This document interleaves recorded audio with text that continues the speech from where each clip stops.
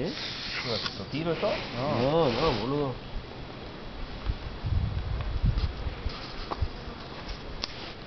¿Qué querés?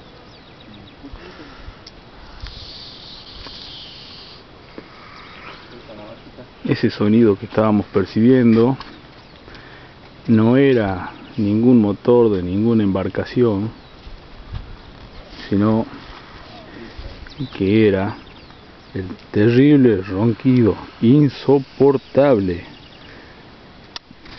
de Pete, tipillo que no tiene vergüenza,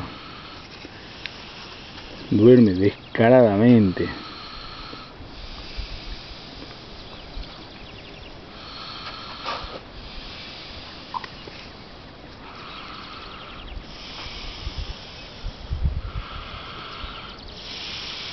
Mucha.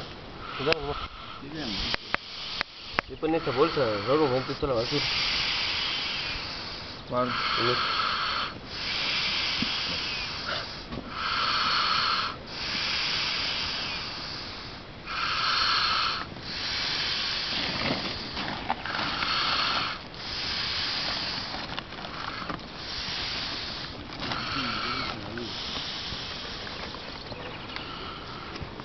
¿No estamos yo o no? Ahí vamos con el campo.